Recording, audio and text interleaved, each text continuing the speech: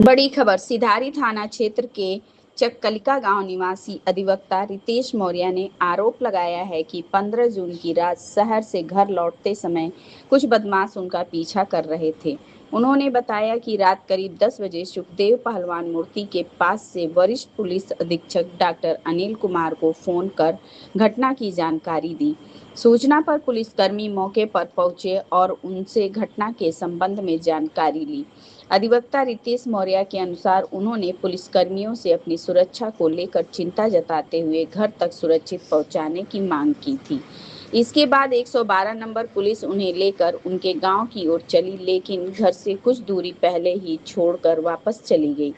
उनका आरोप है कि पुलिस के जाते ही पीछा कर रहे बदमाश वहां पहुंच गए और उनके साथ हाथापाई शुरू कर दी। रितेश मौर्य ने आरोप लगाया कि बदमाशों ने उन पर फायरिंग भी की, जिसमें वह बाल-बाल बच गए। साथ ही उन्हें एक मुकदमे की पैरवी छोड़ने की धमकी दी गई और ऐसा न करने पर पूरे परिवार को गंभीर परिणाम भुगतने की चेतावनी भी दी गई। अधिवक्ता का कहना है कि घटना के पीछे एक प्रभावशाली व्यक्ति का हाथ है, लेकिन सुरक्षा कारणों से वह उनका नाम सार्वजनिक नहीं करना चाहते हैं। उन्होंने पुलिस अधीक्षक को शिकायत पत्र देकर मामले की जांच तथा आरोपियों के खिलाफ कड़ी कार्रवाई और सुरक्षा उपलब्ध कराने की मांग की है। मैं रितेश मौर्य, मेरे पिताजी का नाम वीरेंद्र प्रसाद मौर्य है। मैं चककालिका थाना सिधारी का निवासी हूँ। मेरे साथ 15 तारीख को 10 बजे, लगभग 10 बजे पहलवान जी तिराहा पे कुछ बदमाश वहाँ से हमारा पीछा किए। जो मुझे डाउट हुआ तो मैं 112 नंबर पे कॉल किया और एसपी आजमगढ़ को मैंने कॉल किया कि मुझे प्रोटेक्शन दिया जाए, यहाँ पे कुछ बदमाश हमारा पीछा कर रहे हैं। एसपी साहब का भी कॉल पे कुछ सिपाही, दो सिपाही आए, एक कांस्टेबल और एक होमगार्ड आए और 112 नंबर से भी आए। वो लोग हमें वहाँ पे वहाँ की जानकारी लिए, कौन बदमाश थे, क्या थे, नाम नोट किए वो लोग। और वो लोग बोले कि ठीक है, सीसी कैमरा से निकाल के गाड़ी का नंबर लिया जाएगा। और फिर मैं बोला सर मुझे घर तक छोड़ दिया जाए, तो उन्होंने कहा कि आप 112 नंबर पे कॉल करके प्रोटेक्शन मांग लीजिए। जो कांस्टेबल यहाँ से आए थे मुशीपुर से, मैं उनको बोला आप मुझे छोड़ दीजिए। वो बोले नहीं, हम लोगों की ड्यूटी बस यहीं तक है, आप 112 नंबर पे कॉल करिए, वही आपको घर पे पहुंचाएंगे। फिर मैं 112 नंबर पे कॉल किया। वहाँ पे 2 लेडीज कांस्टेबल, एक ड्राइवर, एक एसआई उसमें आए। वो मुझे घर तक छोड़ने के लिए राजी हो गए। वो मुझे घर तक ले गए, लेकिन पूरा घर तक नहीं छोड़े, आधे रास्ते में हमें वो छोड़ के चले गए। मैं बोला सर मेरा घर यहाँ से भी 1-1.5 किलोमीटर और दूर है।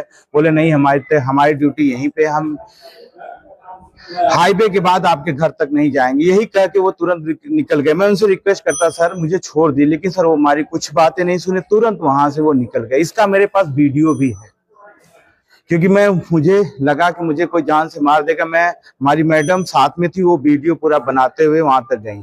उसके बाद वो लोग नहीं सुने, वहां से निकल गए। उनके जाते ही थोड़ा जैसे हम 200 मीटर और आगे बढ़े, सेम वही बदमाश उसी कार से, जो कि थोड़ा अंधेरा था, मैं तो वहां पहचान लिया था कि वही है। उनकी कार तुरंत हमारे साइड में आके रोक के हमें सिर पे गन सटा दिए। बोले साले तुम उस केस से बाहर निकले, हमारे क्लाइंट को जेल भिजवाओगे। तुरंत शूट किए। जैसे शूट किए, मैं शूट करने के पहले मुझे आभास हो गया कि मुझे जान से मार देंगे। मैं उनका गन पकड़ के ऊपर कर दिया, जो कि गोली ऊपर चली गई। और वो लोग बोले कि साले तुमको आज जिंदा नहीं छोड़ा जाएगा और तुम्हारे परिवार वालों को भी जिंदा जला दिया जाएगा। ये लोग हमें धमकी दिए कि तुम्हारा एक भी घर का एक सदस्य नहीं बचेगा और तुम आज यहाँ से जिंदा नहीं जाओगे। मैं बोला ये बात मैं अपने सीएम से कहूंगा। बोले जाओ, तुम्हारे जैसे बहुत सीएम आए गए, हमें अतीक अहमद समझे हैं क्या? ये कहते हुए वो लोग हमें कई बार हमें सिर पे भी अटैक किए, क्योंकि मैं उनका गन बहुत तेजी से पकड़ा था, छोड़ नहीं रहा था कि दोबारा मुझे मार दें। फिर जैसे वो लोग कुछ लोगों का और नाम लिया, अज्ञात लोगों, मैं अभी इस कैमरे के सामने उनका नाम नहीं ले पा रहा हूं, क्योंकि मुझे जान का खतरा है। मैं तब मेरे ऊपर दोबारा ये लोग अटैक करवा दे, इसलिए मैं उनका नाम नहीं ले पा रहा हूं। अभी लूंगा नाम जब मुझे सुरक्षा मिल जाएगा मेरे घर आने जाने के लिए। मैं उनका भी नाम बताऊंगा जिसके शरण में वो लोग मुझे मारने के लिए प्रयास कर रहे हैं, और वो उनका नाम लेते शायद मैं जीवित और नहीं बचूंगा। अब मुझे ये कभी भी मार सकते हैं, मुझे प्रोटेक्शन चाहिए। हाँ, उनको मैं जानता हूं, एक किशन यादव थे, एक विपिन थे। किशन यादव एकदम फ्रंट पे थे, विपिन उनके बगल में थे। अंधेरा हो जाने की वजह से उनकी आवाज मैं पहचानता हूं, विपिन यादव को हल्का सा शकल उनका झलक रहा, क्योंकि रात था वहां पे, और उनके कार पे ब्लैक फिल्म चढ़ा है, वो ब्लैक झिल्ली जो होती है उसमें अंदर कितने बंदे हैं। हम जैसे उन्होंने नाम लिया जिसके शरण में है, मैं समझ गया ये मामला बहुत हाई लेवल का है। मैं वहां से तुरंत गन को धक्का देके मैं बहुत तेजी से वहां पे अपने घर की तरफ मूव किया। वो लोग मुझे और भी मारने की कोशिश किए, लेकिन मैं वहां से तुरंत अपने घर की तरफ जान भगा के भागा। मेरी रिक्वेस्ट है कि उनका सीडीआर का जांच किया जाए, कैमरा का जांच किया जाए। ये लोग किसके शरण में मुझे मार रहे हैं और क्यों मुझे कह रहे हैं उस केस से बाहर हो जाए। सर, आज मीटिंग की गई थी आपके मीटिंग हॉल में रितेश मौर्य के मामले को लेकर के, उस पर आप क्या कहना चाहते हैं? जी हाँ, वो रितेश मौर्य जो है हमारा वो युवा अधिवक्ता है, और हमारे बगल में बैठे हैं गोपाल मौर्य जी, हमारे वरिष्ठ अधिवक्ता हैं। लगभग 35-40 साल इनकी प्रैक्टिस हो गई। इन्हीं का वो जूनियर है, और उसके साथ जो है और कुछ जानकारी पूछी तो आगे बढ़ाए हम।